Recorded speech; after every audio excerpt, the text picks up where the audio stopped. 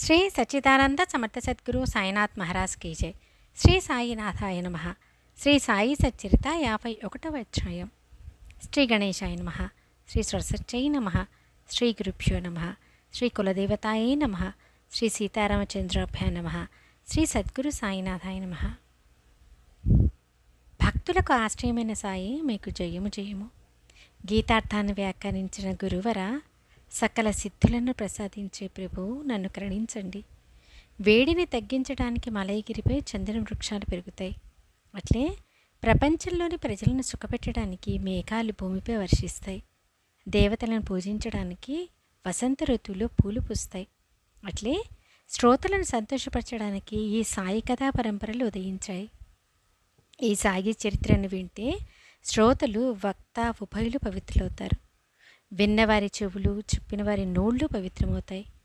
గతాధ్యాయంలో అజ్ఞానం నిరసనమవుతే జ్ఞానం ఎలా ప్రకటమవుతుంది అన్న విషయం మరియు తద్విద్య ప్రణిపాతేన అన్న శ్లోకానికి అర్థం వ్యాఖ్యానించడం జరిగింది.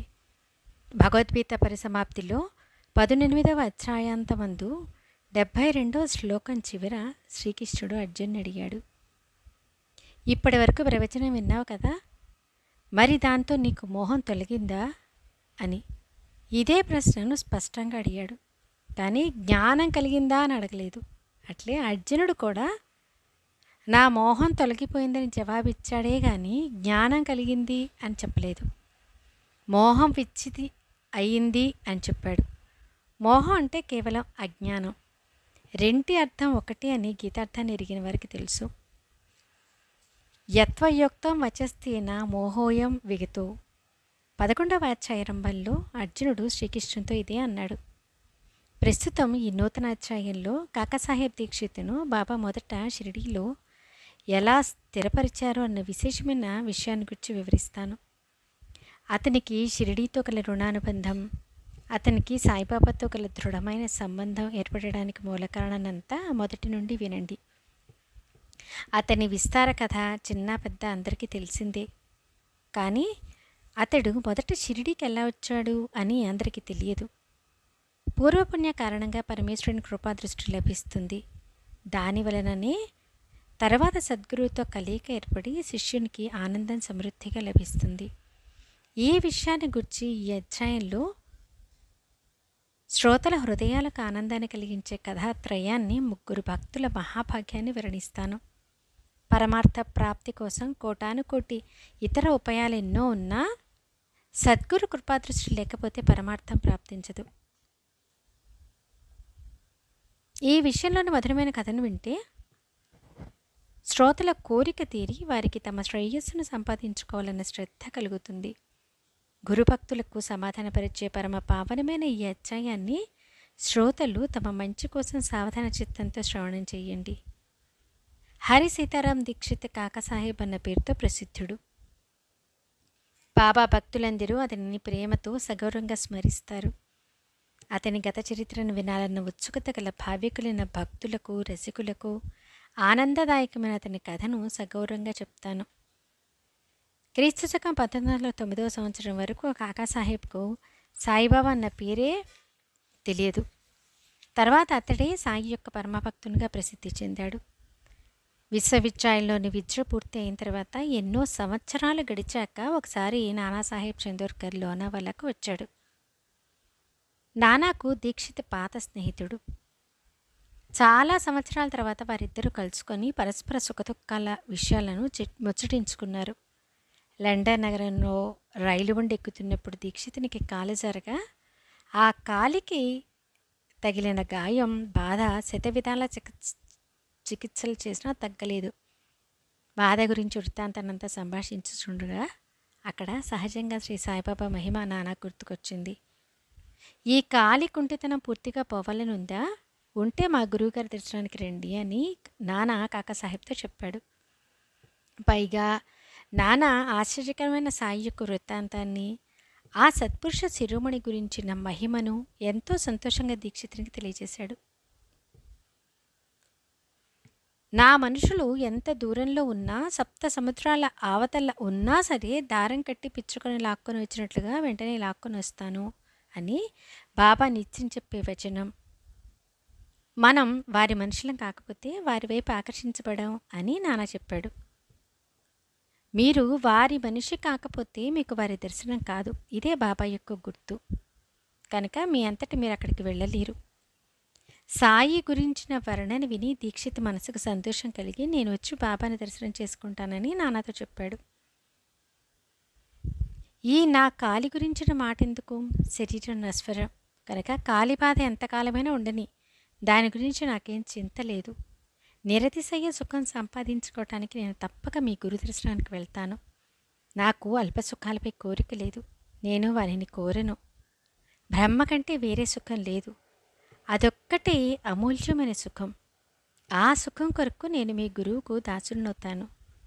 ఈ కాలి కుంటితనం ఇలాగే ఉండిపోని, నాకు దీని చింత ఏం లేదు. కానీ నా కుంటి మనసును బాగు చేయండి అని ప్రార్థిస్తాను. ఏవేవో సాధనాలు చేసి చాలా శ్రమపడ్డాను, కానీ మనసు స్థిరపడలేదు. స్వాధీనంలో ఉంచుకోవాలని ఎంత ప్రయత్నించినా నాకు తెలియకుండానే అది జారిపోతుంది. మనసును నిగ్రహించాలని ఎంత జాగ్రత్త పడినా మనసు ఆశ్చర్యంగా దృష్టికి అందకుండా తప్పించుకొని తిరుగుతుంది. నానా, నేను మీ గురువు దర్శనానికి వచ్చి నా మనోవైకల్యాన్ని తొలగించమని వారిని ప్రార్థిస్తాను. నస్వరమైన శరీర సుఖాలపై విరక్తి కలిగి పరమాత్మ సుఖంపై ప్రీతి గల భక్తులు పరమార్థాన్ని సంపాదించుకోవడం సాయికి పరమ సంతోషం. శాసనసభ ఎన్నికల విషయాలని చర్చించుకుంటూ అంతటా ఆ విషయాన్ని ముచ్చటించుకుంటూ జనులందరూ ఆ పనిలో నిమగ్నులయ్యారు. కాకాసాహెబ్ కూడా తన కోసం ప్రజల అభిమతాన్ని సంపాదించుకోవడానికి స్నేహితుల వద్దకు అనుకోకుండా అహ్మద్నగర్కి వెళ్ళాడు. కాకాసాహెబ్ మినికర్ అక్కడ సర్దారు. అతడి దీక్షిత్కి చాలా సన్నిహితుడు అవడం వలన దీక్షిత్ అతని వద్ద బస చేశాడు. అప్పుడు అహ్మద్నగర్లో అశ్వ ప్రదర్శన ఉన్నందువలన దానికోసం అనేక రకాల మనుషులు అక్కడ పోగయ్యారు. బాలాసాహెబ్ మిరికర్ కొప్పర్గాంకు మామలేదారు. అహ్మద్నగర్లోని అశ్వ ప్రదర్శనానికి హాజరయ్యాడు. దీక్షిత్ అక్కడికి వచ్చిన పని అయిపోయింది. షిరిడికి ఎలా వెళ్ళాలి, అక్కడకు ఎవరు తీసుకెళ్ళగలరు అని అతనికి షిరిడి ఛాస పట్టుకుంది. బాబాతో దర్శనయోగం కలగాలి అని దీక్షిత్కు అదొక్కటే ఆలోచన. ఎవరు నా వెంట వచ్చి నన్ను బాబా సన్నిధికి తీసుకొని వెళ్ళి వారి పాదాలపై పడవేస్తారు అని దీక్షిత్కి చాలా చింత. ఎన్నికల పని ముగిసిపోగానే ఇక షిరిడికి ఎలా వెళ్ళాలని దీక్షిత్కి చింత పట్టుకుంది. మిరికర్కు ఆ విషయాన్ని మనవి చేశాడు. కాకాసాహెబ్ మిరికర్ అతని కుమారుడు బాలాసాహెబ్ ఇద్దరూ తమల్లో దీక్షిత్ వెంట ఎవరు వెళ్ళాలి అని ఆలోచించారు. ఆ ఇద్దరిలో దీక్షిత్కి తోడుగా ఒకరు వెళితే చాలు, కానీ ఎవరు వెళ్ళాలి అని నిశ్చయించడానికి ఆలోచించసాగారు. మానవుని ఆలోచన ఒకటైతే పరమేశ్వరుని సంకల్పం మరొకటి. దీక్షిత్ని షిరిడీ ప్రయాణానికి అనుకుని ఘటన సంభవించింది. ఇక్కడ దీక్షిత్ తప్పిస్తూ ఉండగా అక్కడ భక్తుని ప్రబలమైన కోరికను తీర్చడానికి సాయి సమర్థులు ఎలా కరిగిపోయారో చూడండి. దీక్షిత్ చింతిస్తూ బాధతో కూర్చొని ఉండగా మాధవరావు అహ్మద్నగర్ వచ్చాడు. అందరికీ ఆశ్చర్యం కలిగింది. మాధవరావు అత్తగారి ఆరోగ్యం బాగాలేదు. వెంటనే భార్యతో సహా రమ్మని నగరం నుండి అతని మామ టెలిగ్రామ్ ఇచ్చాడు. ఆ తంతి వార్త అందగానే అతడు తయారై బాబా అనుమతిని తీసుకొని భార్యతో సహా ఆ ఇద్దరు చిత్రడికి వెళ్ళారు. 3 గంటలకు వెళ్ళే రైలు బండిలో ఇద్దరు అహ్మద్నగర్కి వెళ్ళి టాంగా బండిలో ఇంటి గుమ్మం వద్ద దిగారు.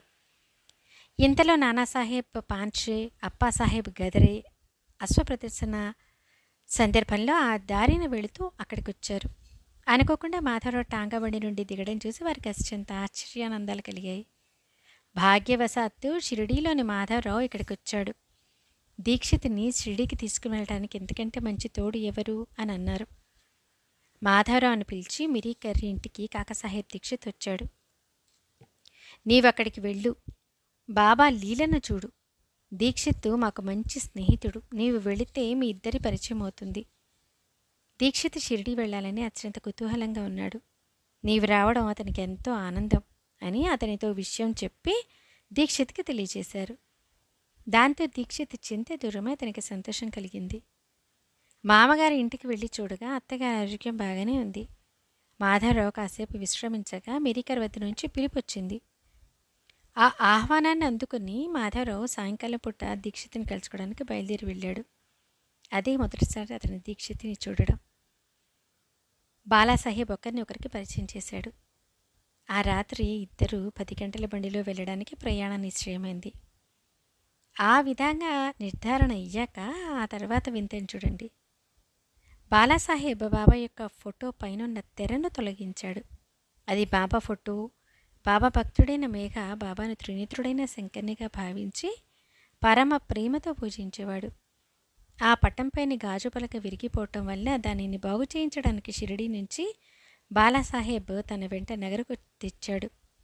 బాగుపరిచాక ఆ ఫోటో దీక్షితుని కోసం ఎదురుచూస్తున్నట్లుగా మిరికరి ఇంట్లోని హాల్లో బట్టతో కప్పబడింది. అశ్వప్రదర్శన పరిసమాప్తి అయ్యాక బాలాసాహెబ్ తిరిగి వెళ్ళడానికి ఇంకా వ్యవధి ఉండడం వల్ల ఆ ఫోటోను షిరిడీకి తీసుకువెళ్లే బాధ్యతను మాధవరావుకి అప్పచెప్పాడు. బాబా ఫోటో పైన తెరను తొలగించి మాధవరావుకి ఇచ్చి దీన్ని తీసుకొని సుఖంగా షిరిడీకి వెళ్ళమని అతనికి చెప్పాడు. సర్వాంగ మనోహరంగా ఉన్న ఆ పటంపై ప్రథమ దృష్టి పడగానే దీక్షిత్ నమస్కరించి ఆనందంగా అవలోకించాడు. అకస్మాత్తుగా ఆ విచిత్ర సంఘటన ద్వారా దర్శనమిచ్చిన సాయి సమర్థ్యం చూసి దీక్షితుని కళ్ళు చెమర్చాయి. ఎవరి దర్శనాన్ని కోరుకుంటున్నాడో వారి పట్టం వారి మూర్తిలా దారిలోనే కనిపించాడు. అతనికి అత్యంత ఆహ్లాదం కలిగింది. ఆ పట్టం షిరిడీ నుంచి మిరికరి ఇంటికి రావడం, ఆ సమయంలోనే దీక్షిత్ అక్కడ ఉండడం విచిత్రమైన ఘటన. దీక్షిత్ మనసులోని కోరికను తీర్చడానికి సాయి సమర్థులు మిరికరి ఇంటికి ఆ మిషతో వచ్చినట్లు అనిపించింది. లోనావాలలో నానా కలిసి మాట్లాడటం, అక్కడే బాబా యొక్క గురుత్వాకర్షణ, బాబాను కలుసుకోవడానికి అంకురార్పణ జరిగింది. లేకపోతే షిరిడీలోని బాబా పట్టం అప్పుడే అక్కడికి ఎందుకు రావాలి? అంతకాలం ఎందుకు వస్త్రంతో కప్పబడి ఉండాలి? అనుకున్న ప్రకారం మాధవరావు మరియు దీక్షిత్ బాబా పట్టాన్ని వెంట పెట్టుకొని ఆనందంగా బయలుదేరారు. ఆ రాత్రి భోజనం అయ్యాక ఇద్దరు స్టేషన్కి వెళ్ళి 2వ తరగతి టికెట్ను తీసుకున్నారు. 10 గంటలు అయ్యేసరికి రైలు బండి చప్పుడు వినిపించింది. 2వ తరగతి బోగీలో జనం నిండిపోయి ఉండడం చూశారు. అలా తటస్థపడిన పరిస్థితికి ఇద్దరికీ బాగా చింత పట్టుకుంది. బండి కదలడానికి కాస్త సమయమే ఉంది. ఇప్పుడు ఏం చెయ్యాలి? జనం ఎక్కువగా ఉండటం వలన వెనకకి వెళ్ళిపోయి మర్నాడు షిరిడి వెళ్ళాలని ఇద్దరు నిశ్చయించుకున్నారు. ఇంతలో అకస్మాత్తుగా బండిలో దీక్షిత్కి పరిచయం ఉన్న గార్డు కనిపించాడు. అతడు వారికి చక్కగా ఫస్ట్ క్లాస్లో కూర్చుని ఏర్పాటు చేశాడు.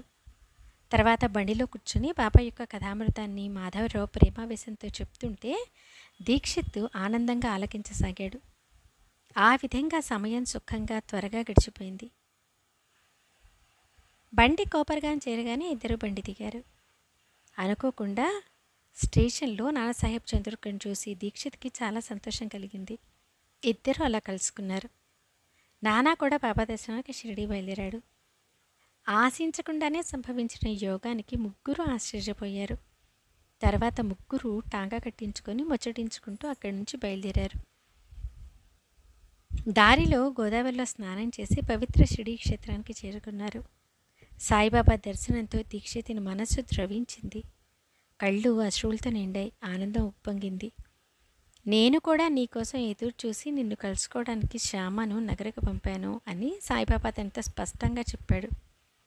దీక్షితుకి శరీరం పులకించింది. అశ్రువులతో కంఠం గద్గదమైంది.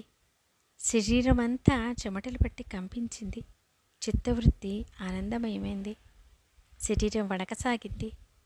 కళ్ళు అర్ధోన్మిళితమయ్యాయి. అపరిమిత ఆనందంతో ఈరోజు నా దృష్టి సఫలమైందని సాయి చరణాలను ఆలింగనం చేసుకున్నాడు. మనసుకు ధన్యత అనిపించింది. అతనికి ఎనలేని ఆనందం కలిగింది. అలా తన శరీరాన్ని సాయి సేవకు అర్పించాడు. అతనికి సాయి చరణాలలో నిష్ట కుదిరింది. సాయి అనుగ్రహాన్ని పూర్తిగా సంపాదించాడు.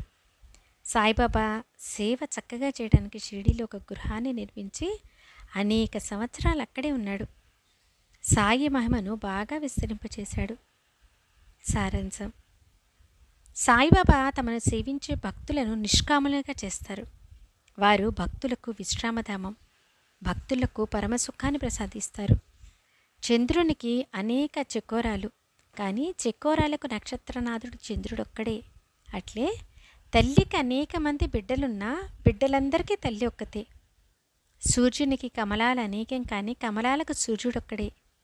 గురువుకు భక్తులు అసంఖ్యాకం, కానీ భక్తులకు తండ్రి అయిన గురువర్యులు సాయి ఒక్కరే. మేఘం కోసం ఆతృతపడే చాతక పక్షులు అనేకం, కానీ చాతక పక్షులకు మేఘం ఒక్కటే. అట్లే బాబాకు అనేక మంది భక్తులు, కానీ భక్తులకు తల్లి తండ్రి సాయి ఒక్కరే. భక్తితో వారి శరణుచొచ్చి వారి గౌరవాన్ని కాపాడటం, ప్రేమతో వారి కార్యాన్ని సఫలం చేయటం ఇవాళ మనం ప్రత్యక్షంగా చూస్తున్నాం. ప్రపంచంలో ప్రాణంతో ఉన్న జీవుల్ని మరణం అంతం చేస్తుంది. నేను నిన్ను విమానంలో తీసుకుని వెళతాను అని సాయిబాబా దీక్షిత్కి అభయం ఇచ్చారు. వారు చెప్పిన ప్రకారం దీక్షిత్ తన నోటితో సాయి యొక్క గుణగణాలను గానం చేస్తుండగా అతనికి మరణం సంభవించింది. నేను ప్రత్యక్షంగా నా కళ్ళతో చూశాను. మేము రైలు బండిలో ఒక బల్ల మీద కూర్చొని పరస్పరం సాయి సమర్థన గుర్చిన విషయాలలో నిమగ్నమై ఉండగా అతడు అకస్మాత్తుగా విమానాన్ని ఎక్కినట్టు అనిపించింది. దీక్షిత్ ఆ సమయాన్ని ఉపయోగించుకొని అకస్మాత్తుగా తన మెడను నా భుజంపై ఆనిచ్చి సుఖాన్ని, శాశ్వతానందాన్ని పొందాడు. అతని శరీరం అటు ఇటు పొరలలేదు, కంఠంలో గురక శబ్దం లేదు, ఏ బాధ లేదు. అందరూ చూస్తుండగా మాట్లాడుతూ ఉన్న అతని శరీరం చలనరహితమైంది. అలా దీక్షిత్ తన మానవ శరీరాన్ని వదిలి ప్రాణజ్యోతిని ఆత్మలో విలీనం చేశాడు. విమాన మార్గాన ఆత్మస్వరూపంలో కలిసిపోయాడు. అతని జ్యోతి విశ్వజ్యోతిలో లీనమైపోయింది. సాయి చరణాలలో చాలా మగ్నుడవగా అతని శరీరాభిమానం పూర్తిగా నశించి మనోవృత్తి సంపూర్ణంగా శాంతించింది. శరీరాన్ని పూర్తిగా కృష్ణార్పణం చేశాడు.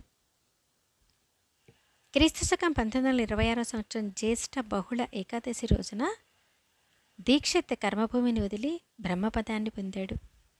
ఇది అతని శరీరావసానమని అనుకున్నా, అతనికి విమానం వచ్చిందని అనుకున్నా అతడి సాయి చరణలో లీనమైనట్లు. ఎవరైనా దీనిని అంగీకరించాల్సిందే. ఇటువంటి ఉపకారానికి రుణం తీర్చుకోవచ్చు అని అనుకునేవారు భక్తి విశ్వాసాలు అస్సలు లేనివారు. ఎందుకంటే ప్రపంచంలో కనిపించే వస్తువుల్ని ఇచ్చి గురువు రుణాన్ని తీర్చుకోవటం స్వప్నంలో కూడా సంభవం కాదు. చింతామణిని ఇవ్వాలనుకుంటే అది రోజు చింతని పెంచుతుంది. అటువంటి వస్తువుని ఇచ్చి ఆలోచనకు అందని ఆత్మవస్తువుని చూపించే గురు రుణాన్ని తీర్చుకోవాలనుకోవడం అవివేకం. నిర్వికల్ప వస్తువుని ప్రసాదించే గురువుకు కల్పతరువునిచ్చి రుణం తీర్చుకోవడం సాధ్యమా? పోనీ ఈ అన్నిటికంటే గురువుకు పరుశువేదిని ఇవ్వతలిచితే పరుశువేది ఇనుమును కేవలం బంగారంగా మాత్రం చేస్తుంది, కానీ గురువు బ్రహ్మరసాన్ని ఆస్వాదింపచేస్తారు. ఏ కోరికలో లేని గురువుకు కామధేనువుని ఇచ్చి వారి రుణాన్ని తీర్చుకోవాలంటే తీరుతుందా? అది కోరికల్ని ఇంకా పెంచుతుంది. కోరికలు లేని గురువు ఏ కష్టము లేని స్థితిని ప్రసాదిస్తారు. మాయాతీతమైన పరతత్వాన్ని ప్రసాదించే గురువుకు మాయా ప్రదర్శనమైన విశ్వంలోని సంపత్తినంతా ఇచ్చి గురువు రుణాన్ని తీర్చుకోవాలనుకుంటే అది తీరిపోతుందా? శరీరాన్ని గురువుకు దిగదుడుపు తీయాలనుకుంటే శరీరం నశ్వరమైంది కదా. ప్రాణాలను గురువుకు నివాళిగా అర్పించాలనుకున్నా అది మిచ్చే. సద్గురువు శాశ్వతమైన సత్యవస్తువును ప్రసాదించే దాత. వారికి మిథ్యావస్తువులను అర్పిస్తే రుణం తీరడం అసంభవం. అందువల్ల అనన్య శ్రద్ధాపూర్వకంగా సాష్టాంగ దండ ప్రణామాలను అర్పించి వారి ఉపకారాలను స్మరించుకుంటూ సద్గురు చరణాలకు శిరస్సుతో వందనం చెయ్యండి. గురువు యొక్క ఉపకారాన్ని ఎల్లప్పుడూ స్మృతిలో ఉంచుకోవటమే శిష్యునికి అలంకారం. అంతేగాని వారి ఉపకారాన్ని నుండి రుణ విముక్తులవ్వాలని తలిచే శిష్యులు ఆత్మానంద సుఖాన్ని పోగొట్టుకుంటారు. ఇంతవరకు కథను శ్రవణం చేసిన శ్రోతల తృష్ణ పెరిగింది. వారి కుతూహలాన్ని గమనించి వారి జిజ్ఞాసను తీర్చి ఒక కథను మనవి చేస్తాను. సామాన్య సంసాల వల్లే సాధువులు కూడా బంధువుల ప్రేమను చూపుతారు, లేదా లౌకిక వ్యవహారాల్లో తాము ఎంత దక్షతగా ప్రవర్తిస్తారో ఆ మర్మాన్ని తెలియజేస్తారు. భక్తులను ఉద్ధరించడానికి సాగి ఆయా పాత్రల్ని స్వయం నటిస్తూ పరమార్థాన్ని బోధిస్తారు. ఈ విషయాన్ని తెలిపి ఒక చిన్న కథను శ్రోతలు శ్రద్ధగా వినండి. ఎవరూ ఏమీ చెప్పకుండానే సత్పురుషులు ఇతర సాధువులను ఎలా గుర్తుపడతారన్న విషయం తెలుస్తుంది. ఒకసారి గోదావరి నది తీరాన ఉన్న రాజమహేంద్ర పట్టణానికి శ్రీ వాసుదేవానంద స్వాముల వారు వచ్చేశారు. వారి ఉపనామం సరస్వతి. వారు గొప్ప అంతర్జ్ఞాని, కర్మ మార్గాన్ని నిష్టగా అవలంబించిన వారు. వారి కీర్తి గంగా భూతలంపై ప్రతిధ్వనిస్తుంది. వారి కీర్తిని ఆ నోట ఈ నోట చెప్పుకోగా విన్న నాందేడు పట్టణంలో పుండలీకరావు మొదలగు వారు భక్తులు స్వామి దర్శనానికి వెళ్ళాలని గట్టిగా నిశ్చయించుకున్నారు. వారు బయలుదేరి రాజమహేంద్రపట్టణం చేరుకున్నారు. ఉదయం గోదావరి తీరానికి స్వామి దర్శనానికి వచ్చారు. ప్రభాత సమయాన నాందేడ్కర్ ఇతర భక్తుల నోటితో స్తోత్రాలను పఠిస్తూ గోదావరి స్థానానికి బయలుదేరారు. అక్కడే ఉన్న స్వామిని చూసి భక్తులు వారికి భక్తిగా సాష్టాంగ నమస్కారం చేశారు. సహజంగా కుశల ప్రశ్నలు అవి అయ్యాక మాటలలో షిరిడి విషయం వచ్చింది. సాయినామం చెవులలో పడగానే స్వామి తమ చేతులు జోడించి ప్రణామం చేసి, వారు మాకు సోదరులు, నిష్కాములు, వారి యందు మాకు అపారమైన ప్రేమ అని చెప్పారు. అక్కడ ఉన్న ఒక శ్రీఫలాన్ని స్వామి పుండరీకరావు చేతికిచ్చి, షిరిడీకి వెళ్ళినప్పుడు దీనిని మా సోదరుని పాదాలకు వందనం చేసి అర్పించు. ఈ దీనునిపై అనుగ్రహం ఉండాలని, వీనిని మరిచిపోవద్దని, నాకు వారిపై ఎల్లప్పుడూ ప్రేమ పెరుగుతూ ఉండాలని చెప్పు. వారికి నా నమస్కారం అని చెప్పు. మీరు మరలా షిరిడీకి వెళ్ళినప్పుడు నా సోదరునికి ఈ శ్రీఫలాన్ని నా నమస్కారాలతో అర్పించండి. మేము స్వాములం, మేము ఎవరికి వందనం చేయరాదని మా నియమం. అయినా ఈ సందర్భంలో అది శుభప్రదమని ఆ నియమాన్ని ఉల్లంఘిస్తున్నాను. అందువల్ల సాయిబాబా దర్శనానికి వెళ్ళినప్పుడు ఈ శ్రీఫలాన్ని సాయి చరణాలు యందు మర్చిపోకుండా అర్పించండి అని చెప్పారు. వారి మాటలను విని పుండలీకరావు వారి పాదాలకు వందనం చేసి వారి ఆజ్ఞానుసారమే ఆచరిస్తానని చెప్పాడు. స్వామి ఆజ్ఞను శిరసావహించి తాను ధన్యుడని తెలిసి స్వామికి శరణు వేడి పుండలీకరావు అక్కడి నుంచి వెళ్ళిపోయాడు. స్వామి సాయిబాబా సోదరుడు అనడం పొరపాట. యావజ్జీవ అగ్నిహోత్రం జుహాయత్ అన్న శృతి వచనానికి అనుగుణంగా సాయిబాబా ప్రవర్తించారు. బాబా ఎదుట అహోరాత్రులు అగ్ని ప్రజ్వలితుంటుంది. అది వారి వ్రతం. ప్రజలు దాన్ని ధుని అంటారు. భక్తుల బాగు కోసం, వారి చిత్తశుద్ధి కొరకు, బ్రహ్మ ప్రాప్తి కొరకు అగ్నిహోత్రాది కర్మలను, ఇతర సాధనాలను బాబా ఆచరించేవారు. శ్రీ వాసుదేవానంద సరస్వతి స్వామి కూడా యతి. వారు అగ్నిహోత్ర వ్రతాన్ని ఆచరించేవారు. అందువల్ల వారు బాబాను సోదరుడని అనడం అర్థం లేని మాట కాదు. తర్వాత నెల తిరగకుండానే పుండలీకరావు నలుగురు మిత్రులను వెంట పెట్టుకుని సాయిబాబా దర్శనానికి బయలుదేరే యోగం వచ్చింది. సామాన్లను, పళ్ళు ఫలహాలను మరియు మర్చిపోకుండా స్వామి ఇచ్చిన కొబ్బరికాయను తీసుకొని అందరూ సాయి దర్శనానికి ఆనందంగా బయలుదేరారు. మన్మాడ్లో దిగారు. కోపర్గాం బండికి వ్యవధి ఉండడం వల్ల బాగా దప్పిక కలిగితే ఒక కాలువ దగ్గరికి వెళ్ళారు. పరగడుపున ఒట్టి నీరు తాగడం ఆరోగ్యానికి హానికరమని ఫలహారానికి తెచ్చుకున్న అటుకుల పొట్లాన్ని బయటికి తీశారు. వాని నోట్లో వేసుకోగా అటుకులు చాలా కారంగా ఉన్నాయి. కొబ్బరి లేకుండా వానిని తినలేరు కనుక వారి శ్రమ వ్యర్థమనిపించింది.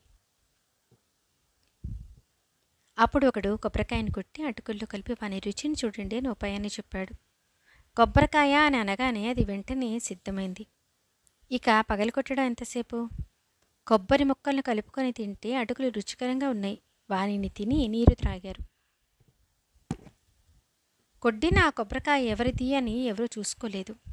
ఆకలి బాధలో ఉండే ఆ విషయాన్నంతా మర్చిపోయారు. తర్వాత కోపరగాంకు వెళ్ళి రైలు బండిలో కూర్చున్న పుండలీకరావుకు దారిలో కొబ్బరికాయ గుర్తుకొచ్చింది. షిరిడీ దగ్గరకు చేరుకునేసరికి అతనిలో కలవరం బయలుదేరింది. వాసుదేవానంద సరస్వతి స్వామివారి శ్రీఫలం పొరపాటుగా అటుకుల్లో కలిసిపోయిందని, అదే కొబ్బరికాయ పగిలింది అని గ్రహించి పుండలీకరావు చాలా భయపడ్డాడు. శరీరమంతా వణికిపోయింది. సత్పురుషుని పట్ల అపరాధం జరిగింది. అతనికి చాలా బాధ కలిగింది. ఎంత పాపాన్ని మూటకట్టుకున్నాను, స్వామి శాపానికి గురయ్యాను.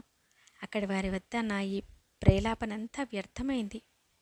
శ్రీఫలానికి పట్టిన గతిగని పుండలీకరావు చాలా కలవరపడ్డాడు. ఆశ్చర్యంతో అతని మనస్సు మోగపోయింది. ఇప్పుడు బాబాకి ఏమి ఇవ్వాలి? వారితో ఏ విధంగా చెప్పాలి? వారికి నా మొహం ఎలా చూపించను? వారికి ఇవ్వవలసిన శ్రీఫలాన్ని కోల్పోయాను కదా. సాయి చరణాలకు అర్పించవలసిన శ్రీఫలం ఫలహారమైపోయింది. సత్పురుషునికి అగౌరవం జరిగింది అని పుండలీకరావు తనలో దుఃఖపడ్డాడు. బాబా కొబ్బరికాయని అడిగితే మన్మాడ్లో దాన్ని పలహారం చేసేశామని, ఇప్పుడు ఆ కొబ్బరికాయ లేదని చెప్పలేక అందరూ సిగ్గుతో తలలు దించుకోవాలి అని అందరి మనసుల్లోనూ బాధ ఉంది. కొబ్బరికాయ తమ వద్ద లేదని నిజాన్ని చెప్పడానికి సిగ్గు. సాయి మహారాజు సర్వసాక్షి కనుక వారితో అబద్ధం చెప్తే పని జరగదు.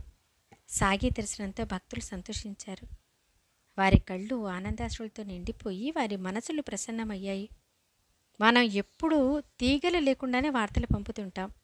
విజ్ఞానపరంగా ఎంతగానో పురోగమనాన్ని సాధించామని చాలా గొప్పగా గర్వపడతాం. వాని కొరకు ఎంతో ధనం వ్యయం చేసి అక్కడక్కడ స్టేషన్లను నిర్మించాలి.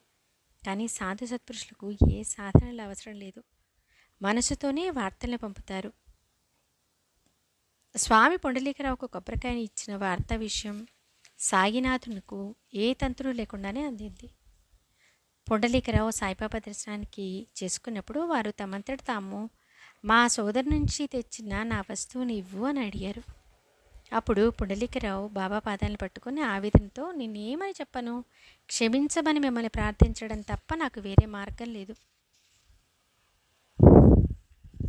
నేను కొబ్బరికాయను గుర్తుపెట్టుకుని మరీ తెచ్చాను, కానీ ఆకలిని తీర్చుకోవడానికి కాలువ దగ్గరికి వెళ్ళినప్పుడు అందరికీ దాని గురించి మర్చిపోయాం. అక్కడే దాన్ని పగలగొట్టి అటుకులతో కలిపి అందరం పలహారం చేశాం. కనుక మీకు మరొక కాయను తెచ్చిస్తాను, దయతో స్వీకరించండి అని అతడు లేవబోగా సాయి మహారాజు అతని చేతిని పట్టుకొని వద్దని వారించారు. పొరపాటుగా విశ్వాసఘాతకం జరిగింది. మీరు దయామయులు, నన్ను క్షమించి మీ హక్కున చేర్చుకోండి. నేను మహా అపరాధిని.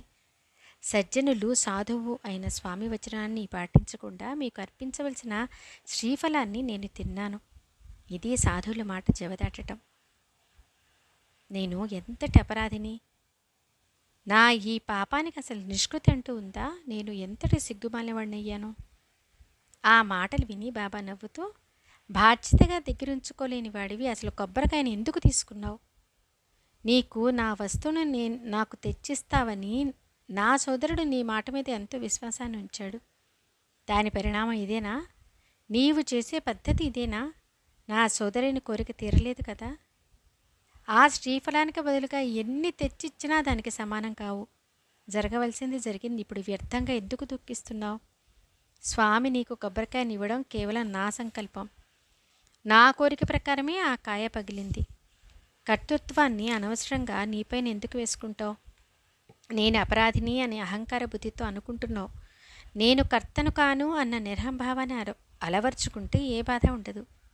పుణ్యకార్యాలు మాత్రం నేను చేశానని అనుకున్నప్పుడు పాపకార్యాలు కూడా నేనే చేశానని ఎందుకు అనుకోరు? రెండు కర్మల ఫలితము ఒక్కటే. అందువల్ల నీవు నిరభిమానంగా ప్రవర్తించు. నీవు నన్ను కలుసుకోవాలన్న నా సంకల్పం వల్లనే ఆ కొబ్బరికాయ నీ దోసిల్లో పడింది. ఈ మాట ముమ్మాటికి నిజం. మీరు నా బిడ్డలు. మీ నోట్లో పడ్డా ఆ కాయను మీరు నాకు అర్పించినట్లే. అది నాకు నిశ్చయంగా అందినట్లే అని తెలుసుకో. ఆ విధంగా బాబా తమ వచనాలతో సమాధానపరచగా పొండలీకరావు బాధ మెల్లమెల్లగా తగ్గి అతని మనసు కుదుటపడింది. కొబ్బరికాయ పోవటం అనే మిషతో చేసిన బాబా యొక్క బోధ అతని మనసుకు ఉపశమనం కలిగించింది. అహంభావంతో సతమతమవుతున్న వారి అహంకారం తొలగిపోయి వారు నిర్దోషులయ్యారు. ఇదే ఈ కథాసారం. మనోవృత్తిలో అహంభావం తగ్గుతున్న కొద్దీ పరమార్థంలో అధికారాన్ని సంపాదించి భావాన్ని సులువుగా దాటగలరు. ఇప్పుడు అపూర్వము మధురమైన మూడవ భక్తుని అనుభవాన్ని వింటే సాయిబాబా యొక్క అసమాన వైభవం, వారి సామర్థ్యం తెలుస్తుంది. ఉత్తర భాగంలోని బాంద్రా తాలూకాలో బాంద్రా పట్టణం పక్కన శాంతాక్రూజ్ అనే పట్టణంలో హరిభక్తులైన దురంధర కుటుంబం ఉండేది. ఆ సోదరులందరికీ సాధువు ఎడ భక్తి. వారికి శ్రీరాముని యందు దృఢమైన భక్తి విశ్వాసాలు. రామనామందు వారికి అన్యమైన శ్రద్ధ ఉండేవి. ఇతరుల విషయాల్లో జోక్యం కలిగించుకోవటం వారికి ఇష్టం ఉండేది కాదు. వారి జీవనం సాధారణంగా ఉండేది. వారి పిల్లలు మంచి ప్రవర్తన కలిగి ఉండేవారు. వారి స్త్రీలు కూడా మంచి ఆచరణ కలిగి ఉండేవారు. అందువల్ల చక్రపాణి వారికి రుణపడి ఉన్నాడు. వారిలో ఒకరు బాలరాం. అతడు విఠ్ఠల భక్తుడు, పుణ్యకార్యాలు చేయడంలో ప్రసిద్ధుడు, అందరికీ ప్రీతిపాత్రుడు. అతనికి రాజదర్బార్లో మంచి పేరు. 1878 సంవత్సరంలో ఫిబ్రవరి 19వ తారీఖున ఒక రాముని భక్తుని ఇంట ఈ రత్నం భూతలంపైకి వచ్చింది. పాఠారే ప్రభుజాతికి చెందిన ఈ భూషణం ముంబైలో ఒక ప్రసిద్ధ గౌరవనీయమైన కుటుంబంలో జన్మించాడు. ఇతడు పాశ్చాత్య విద్యా పారంగతుడు, న్యాయవాద వృత్తిని చేపట్టినవాడు, తత్వజ్ఞానంలో నిష్ణాతుడు, విద్వాంసుడని అంతటా ప్రసిద్ధి చెందినవాడు. ఇతనికి పాండురంగని యందు అత్యంత ప్రేమ, పరమార్థంలో పరమ శ్రద్ధ. ఇతని తండ్రి యొక్క ఆరాధ్య దైవం శ్రీరాముడు. కొడుకుకి విఠ్ఠలునిపై భక్తి. సోదరులందరూ డిగ్రీలు ఉన్నవారు. వారి వ్యవహారం ఎప్పుడు ధర్మబద్ధంగా ఉండేది. అయినప్పటికీ బాలారామునిపై వారసత్వంగా అపూర్వమైన మంచి సంస్కార ప్రభావం పడింది. ఆకర్షణీయమైన అతని ప్రవర్తన, నిర్మలమైన విచార సరళి, కుశాగ్ర బుద్ధి, సత్ప్రవర్తన ఈ గుణాలు అనుకరణీయాలు. ఇతడు సమాజ సేవ బాగా చేశాడు. తమ సమాజాన్ని గురించి స్వయం రాశాడు. తను స్వీకరించిన బాధ్యతలన్నీ ముగిసిన తర్వాత పరమార్థాన్ని సంపాదించుకోవాలని బయలుదేరాడు. పరమార్థంలో కూడా మంచి పురోగతిని సాధించాడు. భగవద్గీత, జ్ఞానేశ్వరి గ్రంథాలను పఠించి వానిలో ప్రావీణ్యాన్ని సంపాదించాడు. ఆధ్యాత్మిక విషయాల్లో దిట్ట అని పేరు పొందాడు. క్రీస్తు శకం 1925 సంవత్సరంలో చిన్న వయసులోనే సాయి యొక్క ఈ పరమభక్తుడు బ్రహ్మీభూతుడయ్యాడు. అతని గురించిన చిన్న కథను వినండి. జూన్ నెల 9వ తారీఖున క్రీస్తు శకం 1925 సంవత్సరంలో అతడు ఇహలోక యాత్రను ముగించి విఠ్ఠల్లో లీనమయ్యాడు. 1912 సంవత్సరం ఏప్రిల్ నెలలో ఒక మంచి రోజున దురంధర సోదరునికి సాయి సత్పురుషుని దర్బార్కి వెళ్ళే యోగం వచ్చింది. దీనికంటే 6 నెలల ముందు జ్యేష్ఠ సోదరుడైన బాబుల్జీ షిరిడీకి వెళ్ళి వామన్రావు వెంట సాయిబాబా దర్శనం చేసుకుని సంతోషంగా తిరిగి వచ్చాడు. అతడు పొందిన మధురానుభవాన్ని మరియు అపూర్వమైన సాయిబాబా యొక్క దర్శన లాభాన్ని తాము కూడా పొందాలని బాలారాం మొదలైన వారు షిరిడి వెళ్ళారు. వీరు షిరిడీకి రాకముందే, ఇవాళ ఇక్కడికి నా దర్బార్జన్లు అనేకులు వస్తున్నారు అని బాబా అందరి వైపు చూస్తూ అన్నారు. ప్రేమతో నిండిన ఆ మాటలను ఎవరో చెప్పగా విని తాను షిరిడీ వస్తున్నట్టు ఎవరికి కబురు చేయలేదే, మరి ఈ విషయం బాబాకి ఎలా తెలిసింది అని దురంధర సోదరునికి చాలా ఆశ్చర్యం కలిగింది. కళ్ళ ఎదుట సాగిని చూడగానే పరుగున పోయి వారి చరణాలను ఆలింగనం చేసుకున్నాడు. మెల్లమెల్లగా ముచ్చటించుకుంటుంటే అందరికీ ఆనందం కలిగింది. దురంధర సోదరి బృందం రావడం చూసి బాబా, ఈ దర్బారు మనుషులు వస్తారని చెప్పాను కదూ, వీరే అని చెప్పారు. తర్వాత బాబా చెప్పిన మాటలలో ఒక్క పదాన్ని వినండి. పూర్వం నుండి నీకు నాకు పరిచయం, మనది 60 తరాల బంధం అని బాబా చెప్పారు. బాలారాం మొదలైన దురంధర సోదరులందరూ వినయంగా చేతులు జోడించుకొని బాబా శ్రీచరణాలను అవలోకిస్తూ వారెదురు నుంచున్నారు. శ్రీ సాయి దర్శనంతో వారందరి మనసులు ప్రేమతో, ఉత్సాహంతో నిండిపోయాయి. వారి కళ్ళు ఆనంద బాష్పాలతో నిండాయి. వారి జన్మ సార్థకమనిపించింది. కంఠం గద్గదమైంది. శరీరం అంతా రోమాంచితమైంది. అష్టభావాలు ఉప్పొంగాయి. బాలారాం పరిస్థితిని చూసి సాయినాథునికి సంతోషం కలిగింది. ఎంతో ప్రేమతో వారందరికీ ఉపదేశ వచనాలు చెప్పారు. శుక్లపక్షంలోని చంద్రుని కళలు రోజురోజుకి పెరిగేలా నన్ను రోజురోజుకి అధికంగా ఆరాధించేవారు మరియు మనోవృత్తిని, కామక్రోధాది వికారాలను నా కోసం అర్పించిన వారు ధన్యులు. దృఢ విశ్వాసంతో తమ గురువులను ఆరాధించే వారికి పరమేశ్వరుడు రుణపడి ఉంటాడు. అట్టి వారిని ఎవరూ చెడు బుద్ధితో చూడరు. అరఘడియ అయినా వ్యర్థం చేయక హరి యొక్క, గురువు యొక్క భజనలో శ్రద్ధ కలిగి ఉన్న వారికి గురువు శాశ్వతమైన సుఖాన్ని ప్రసాదించి భవసాగరాన్ని దాటిస్తారు. ఇటువంటి బాబా వచనాలను విని ఆనందంతో అందరి కళ్ళల్లో నీళ్లు నిండాయి. మనసులు ప్రసన్నమయ్యాయి. అంతఃకరణం గద్గదమైంది. అందరూ వందనం చేసి సాయి వచనాల పూలమాలను తమ వెడలో వేసుకున్నారు. దానితో భక్తి ఉప్పొంగి ఆనందం కలిగింది. తర్వాత అందరూ బసకు వెళ్ళి భోజనానంతరం కాసేపు విశ్రమించి మరలా సాయంత్రం బాబా వద్దకు వెళ్ళి వారికి సాష్టాంగ ప్రణామం చేశారు. బాలారాం వినయశీలి. బాబా పాదాలని ఒత్తసాగాడు. బాబా చిలుంగొట్టాన్ని అతని ముందుకు జరిపి పీల్చమని సైగ చేశాడు. అతనికి అది అలవాటు లేకపోయినా బాబా ప్రసాదమని భావించి కష్టంగా పీల్చి దాన్ని బాబా చేతికి ఇచ్చి భక్తిగా వారికి అభివందనం చేశాడు. బాలారాం భాగ్యం. అప్పటి నుండి అతనికి ఉబ్బసపు జబ్బు పూర్తిగా నయమైంది. ఆ ఉబ్బసపు జబ్బు అతనికి 1-2 రోజులది కాదు, పూర్తిగా 6 సంవత్సరాల నాటిది.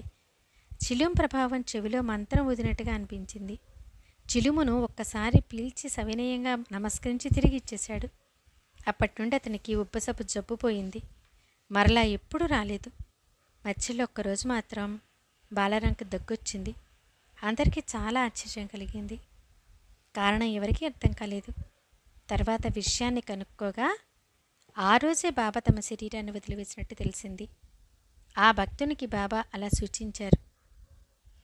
బాలారాంకు దగ్గు వచ్చిన రోజే బాబా తమ శరీరాన్ని త్యజించారు.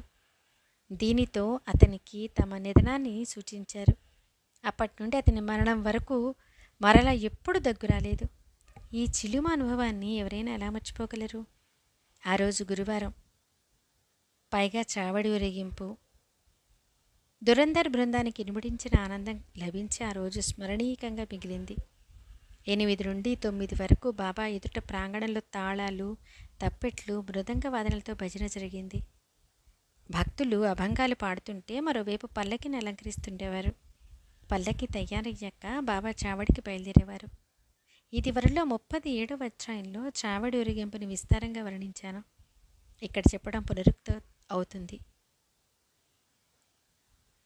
బాబా ఒక రాత్రి మసీదులో, రెండో రాత్రి చావడిలో గడిపేవారు. వారు ఆ నియమం ఆగకుండా వారి శరీరాన్ని విడిచే వరకు సాగింది. ఆ చావడి వైభవాన్ని చూడాలని బాలరాముకు కుతూహలం. అందువల్ల చావడి ఊరేగింపు సమయానికి సరిగ్గా దురంధర బృందం అక్కడికి వచ్చారు. షిరిడీ గ్రామవాసులు, స్త్రీలు, పురుషులు బాబాను వెంట పెట్టుకుని ఎంతో ఉత్సాహంగా జయజయకారాలు చేస్తూ చావడికి బయలుదేరారు. శ్యామసుందర్ అన్న అందమైన పెరుగుల బాబా గుర్రం వీపు మీద జరీ వస్త్రాన్ని ధరించి చక్కటి అలంకరణలతో థై థై అని నాట్యం చేస్తున్నట్టుగా ముందు నడిచింది. సన్నాయి, డోలు మొదలగు వాద్యాలు మోగుతుండగా అలంకరించిన శ్యామకరణతో బాబా పల్లకి వెంట ఊరేగారు. భక్తులు ఛత్రాన్ని పట్టుకున్నారు. పతకాన్ని చేత పట్టుకుని ఛత్రాన్ని శ్రీ సాయి సరస్సుపై పెట్టుకుని వింజామలను వీస్తూ నలువైపులా దివిటీలను పట్టుకుని నడిచారు. తాళాలు, మృదంగం మొదలైన వాద్యాలను వాయిస్తూ చక్కగా భజన చేస్తూ బాబాకి ఇరువైపులా నడిచారు. ఇటువంటి రమ్యమైన ఊరేగింపు చావడి సమీపానికి రాగానే బాబా ఆగి ఉత్తరాభిముఖంగా నిలిచి విధిపూర్వకంగా చేతులతో ఏవో సూచనలు చేశారు. బాబా భక్తుడు మహల్సాపతి బాబాకు ఎడమవైపున బాబా పైని ఉత్తరీయాన్ని పట్టుకున్నాడు. బాబాకు కుడివైపున తాచా పాటిల్ లాంతర్ పట్టుకుని నడిచేవాడు. బాబా ముఖం అసలే సువర్ణవర్ణం, పైగా దీపాల ప్రకాశంతో రాగి కలిసిన బంగారంలా అరుడారుణ ప్రభలతో శోభిస్తుంది. ఆ సమయంలోని వారి పవిత్ర దర్శనం మహాభాగ్యం. బాబా ఏకాగ్ర మనసుతో నిల్చొని ఉత్తరాభిముఖంగా కుడి చేతిని కిందకు పైకి ఊపినప్పుడు ఎవరినో పిలుస్తున్నట్లుగా అనిపించింది. అక్కడి నుండి చావడికి బాబాని తీసుకుని వెళ్ళి గౌరవపూర్వకంగా కూర్చోబెట్టి వస్త్రాలను, దివ్యాలంకారాలను అర్పించారు. వారి శరీరానికి చందనం పూశారు. ఒకప్పుడు తురాయితో తలపాగాను, మరొకప్పుడు బంగారు కిరీటాన్ని లేదా ముదురు రంగు తలపాగాను వారి తలపై ఉంచారు. అందమైన జరీ కోటును తొడిగారు. అందమైన రత్నాలు, ముత్యాలమాలను ప్రేమగా వారి మెడలో వేశారు. ఒకరు వారి నొసటన పరిమళ కస్తూరి తిలకాన్ని దిద్దారు. ఒకరు వారి చరణాలను ప్రక్షాళన చేసి అర్క వాద్యాది పూజలు చేశారు. మరొకరు కుంకుమ పువ్వు కలిపిన చందనాన్ని అద్దారు. ఒకరు వారి నోటికి తాంబూలాన్ని అందించారు.